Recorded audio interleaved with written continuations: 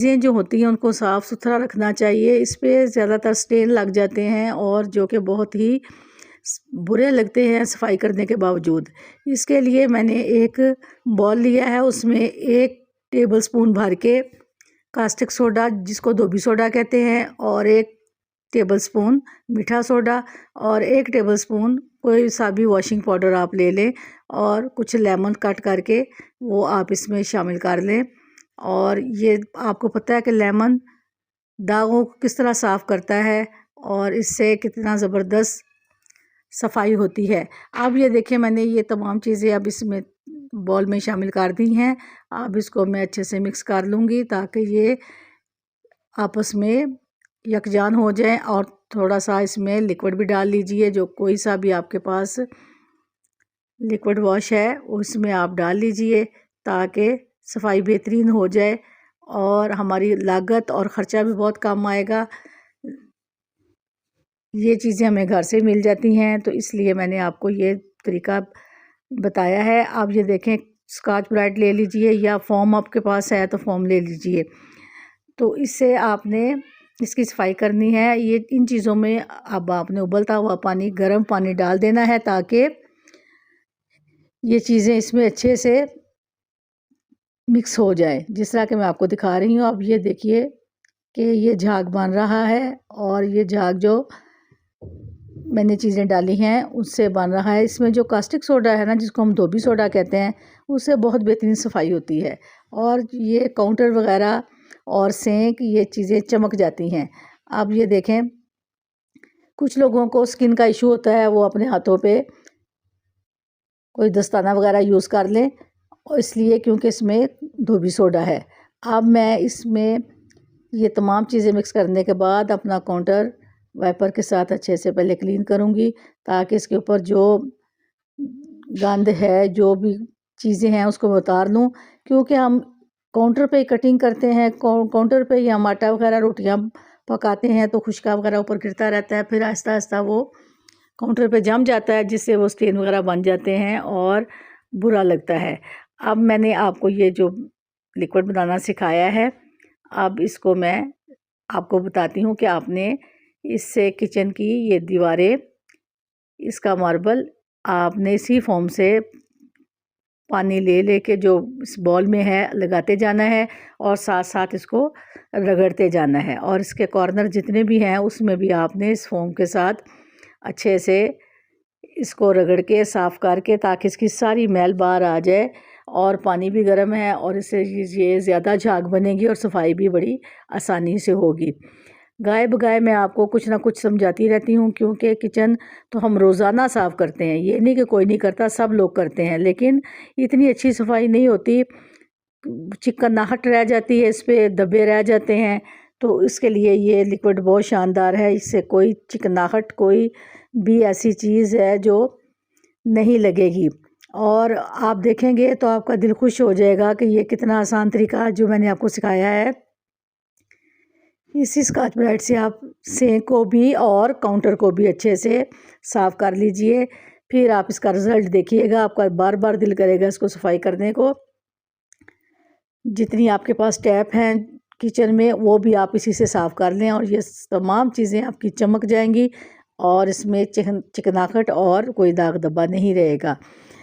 क्योंकि किचन में अक्सर ऑयल का काम ज़्यादा होता है, यानी कि हम पराठे बनाते हैं, हांडिया बनाते हैं, चावल बनाते हैं, हलवे बनाते हैं, तो उसमें ऑयल बहुत यूज़ होता है। फिर उसके छींटे जब दीवारों पे पड़ते हैं तो वो छींटे पक जाते हैं किचन की टाइलों पे, और फिर वो हम नीचे से काउंटर साफ़ कर लेते हैं, टाइलें ऐसी रह जाती हैं, जिससे वो आहिस्ता आहिस्ता धब्बे बढ़ते जाते हैं और दाग बहुत बुरे लगते हैं।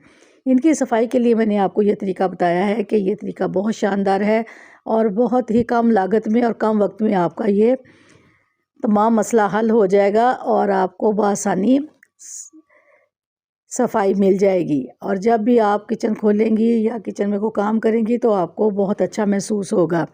आप ख़ुद भी ये काम करें और अपने दोस्तों से भी शेयर करें, वो भी इसकी सफाई का ख़ास ख्याल रखेंगे और आपको देखते हुए वो भी अपने घर के काउंटर और इसकी दीवारें किचन की सारी साफ़ सुथरी कर लेंगे। और आपसे मेरी रिक्वेस्ट है कि आपको मैं जो बताती हूँ वो बहुत ही मैं खुद वो काम करती हूँ तो वह दूसरे को बताती हूँ, ताकि उसका रिज़ल्ट जो आता है वो आपके लिए भी अच्छा साबित हो। अब ये देखें, मैंने इसके तमाम जितने इस पे दाग थे उसको रगड़ के साफ़ करके अब साफ़ पानी लिया है। और ये पानी मैं कम मिक़दार में यूज़ कर रही हूँ, क्योंकि नीचे हमारी कैबिनेट्स होती हैं ना, वो लकड़ी की, वो इसके ऊपर अगर ज़्यादा पानी यूज़ करेंगे तो वो गीली हो जाती हैं, जिससे वो ख़राब हो जाती हैं। इसलिए मैंने थोड़ा थोड़ा पानी यूज़ किया है और इसके छींटे लगा के इसको मैं साफ़ कर रही हूँ, क्योंकि मार्बल तो पहले ही साफ़ होता है, उसमें इतना गंद नहीं होता। थोड़ा सा सफाई करने के बाद वो खुद ही चमक जाता है। अब ये देखें, मैं थोड़ा सा इस पर पानी डाल के इसको क्लीन कर लिया, नीट एंड क्लीन हो गया है। और आपने इसको इसी तरीके से साफ़ सुथरा कर लेना है और फिर आप देखिएगा कि आपको इसका बहुत अच्छा रिज़ल्ट मिलेगा। और जब भी आपने इसकी सफाई करनी हो, घर में मेहमान आते हैं या अपने घर का हम काम करते हैं, तो किचन को रात को हम साफ़ कर लें और ये पूरी रात आपका किचन साफ़ सुथरा, जब आप सुबह किचन खोलेंगी दिखाऊंगी तो आपका और दिल खुश हो जाएगा। करके भी दिखाऊंगी आपको कि ये किस तरीके से आपने साफ़ करने हैं, और तवा साफ़ करने का तरीका फिर बताऊंगी। पहले भी मैंने आपको बहुत से तरीके तवा साफ़ करने वाले सिखाए हैं, और आपने ये भी तरीका देखना है कि आपने अपने तवे को किस तरह साफ़ रखना है, और इससे आपकी रोटियां पराठे वगैरह अच्छे बनेंगे। क्योंकि जब हम इस पर रोटियां या पराठे बनाते हैं तो इसमें ग्रीस, ऑयल और घी जम जाता है। जब हम दोबारा खुश्क रोटी बनाना चाहते हैं तो उस पर ये ऑयल वगैरह और ग्रीस लग जाती है, जिससे रोटी कड़वी भी हो जाती है और उसका जायका भी ठीक नहीं आता। इसलिए मैं आपको तवे की सफाई बताती रहती हूँ कि आप इसे ज़रूर देखा करें और अपने तवे को साफ़ रखा करें। ये देखें, अब मैंने ये तवा जो आपको मैं दिखा रही हूँ, इसको मैंने चूल्हे पे बहुत अच्छे से गर्म कर लिया है। और जब ये बहुत तेज़ गर्म हो गया तो फिर मैंने इसको उतार के छुरी के साथ इसको अच्छे से खुरच लिया है। आप ये देखें, गर्म करने के बाद इस खुरचने से इसमें से कितना ज़्यादा ये छिलके उतर रहे हैं काले, और तवे को जिस तरह इन्होंने ग्रीस लगाई हुई है वो सब इस छुरी की नोक से और रगड़ने से तवा हमारा बहुत सारा इस पे से गंद उतर रहा है। और आप भी इसको यही तरीका दीजिए और आपका तवा साफ़ सुथरा नए जैसा हो जाएगा। जब आप रोटी बनाएंगी तो ये रोटी बहुत ही आपकी साफ़ और फुलके बहुत अच्छे बनेंगे। तो आप अपने तवे को हमेशा साफ़ रखें। मैं आपको बहुत से तरीके में ये बता चुकी हूँ कि ये आपने तवा किस तरह साफ़ करना है। पहले भी मैंने आपको बहुत तरीके बताए हैं, आप वो भी नोट डाउन कर चुके होंगे और इसी तरीके से अपने तवे को साफ़ करते होंगे। और आज फिर मैं आपको बता रही हूँ कि देखें, ये तवा बहुत जल्दी ख़राब हो जाता है और इस पर ये सिकड़ी सी जम जाती है और इससे रोटियाँ अच्छी नहीं बनती। और इसलिए इसको मैंने आगे से और इस तवे के निचले हिस्से को भी अच्छे से खुरच के साफ़ कर लिया है। और अब आप देख लें कि ये सारा इस पे जो पिपड़ियाँ लगी हुई थी ग्रीस की, ऑयल की, घी की, वो मैंने कैसे गर्म करके इनको उतार दिया है और ये प्लेन हो चुका है। अब इस पर कोई ऐसी चीज़ नहीं, आप देख लें किस तरह से ये मैंने रगड़ रगड़ के इसकी ग्रीस उतारी है और इसकी सफाई अब आसान हो गई है रगड़ने से। और जब तक आप इस पे ये छिलके काले नहीं उतारेंगे तो ये तवा साफ़ नहीं होगा। आप मेरे चैनल को सब्सक्राइब करें, लाइक करें, शेयर करें और बेल आइकन के बटन को प्रेस करें ताकि आपको अगला नोटिफिकेशन मिलता रहे। आप ये देखें, तवे को मैंने ऊपर से नीचे तक जितना भी है तारों के साथ कोई भी डिटर्जेंट लगा लीजिए और इसको अच्छे से आप साफ़ कर लीजिए। आप देखिएगा कि कमाल की रोटियां आपकी तैयार होंगी। अब मैं आपको किचन में जो हमारे रुमाल होते हैं जिसमें हम रोटियां रखते हैं उनकी सफाई और डस्टर वगैरह जो होते हैं जिसमें मिट्टी वगैरह लग जाती है, और आपको पता है कि जो किचन के रुमाल हैं वो भी बहुत जल्द गंदे हो जाते हैं और उन पे ग्रीस, ऑयल, चिपकन हो जाती है, तो उनको भी सफाई आप करें। अक्सर लोग तंग आ जाते हैं, धो कर फेंक देते हैं। आप इसको एक अच्छे तरीके से धो लें तो फिर ये साफ़ सुथरे हो जाएंगे और देखने के काबिल भी होंगे और इस्तेमाल के काबिल भी होंगे। अब मैंने 3 डब्बे लिए हैं पानी के और मैंने एक कढ़ाई में डाल दिए हैं उसमें 1 टेबल स्पून भर के मैंने नमक डाल दिया है। नमक तो हर घर में मौजूद होता है। आपने भी 1 टेबल स्पून नमक लेके इसमें डाल देना है और फिर उसमें आपने 1 चम्मच मीठा सोडा, जिससे हम चने गलाते हैं, और ये दोनों चीज़ें इनको पानी में डाल के आपने अच्छे से मिक्स कर लेना है। तो फिर आहिस्ता आहिस्ता जो चीज़ें मैंने और डालनी हैं वो भी मैं आपको बता दूंगी।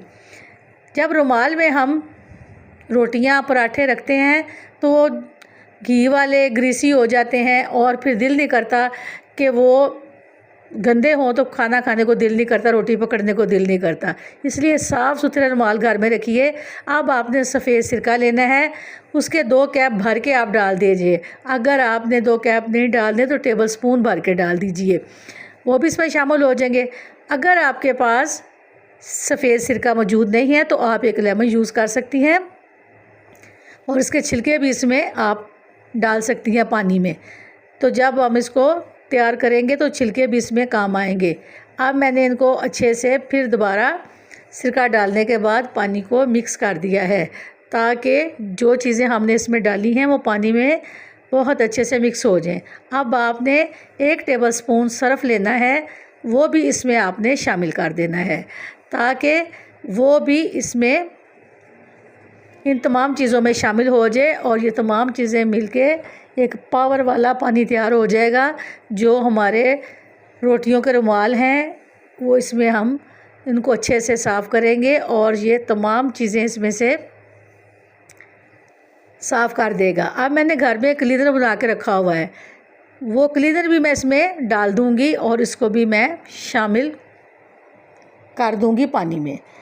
क्लीनर बनाने का तरीका भी मैंने आप लोगों को सिखाया हुआ है, वही मेरे पास है, उसको मैं इसमें थोड़ा सा डाल लेती हूँ और फिर मैं ये रुमाल वगैरह, डस्टर वगैरह इसी में साफ़ कर लेती हूँ।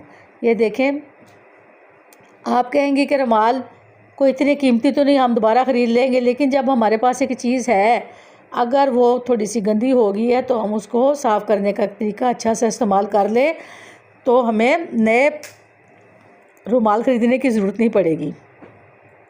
अब ये तमाम रुमाल मैंने इसी पानी में डाल देने हैं जिसमें ये तमाम चीज़ें मैंने डाली हैं, और इसको मैं अच्छे से डुबो दूंगी। जब ये अच्छे से डिप हो जाएंगे तो फिर कुछ देर के लिए मैं इसे रख दूंगी, ताकि इसकी मैल कुचैल जो है वो आहिस्ता आहिस्ता इसमें से निकलना शुरू हो जाए। अब 1 डब्बा भर के पानी का और डाल लीजिए अगर पानी की ज़रूरत है, अगर नहीं तो पानी इतना ही काफ़ी है।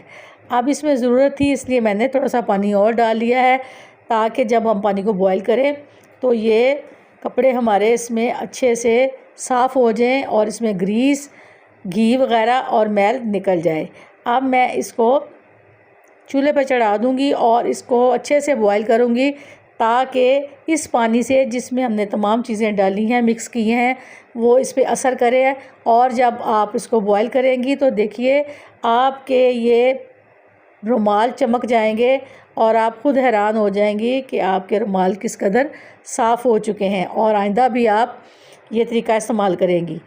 जब आपको ये मेरा तरीका अच्छा लगे तो आप अपने फैमिली फ्रेंड में भी शेयर करें और मुझे भी एक कमेंट ज़रूर करें।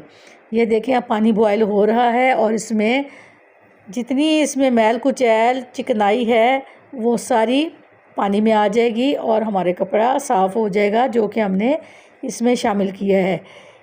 ये आप किसी भी ऐसे कपड़े को जिसमें ग्रीस वगैरह, ऑयल वगैरह हो, तो आप इस तरीके को यूज़ कर सकते हैं। ये बहुत आसान तरीका है। अब ये कुछ देर के लिए इसको पानी में बॉईल करेंगे और फिर इसको हम तैयार करेंगे। अब आप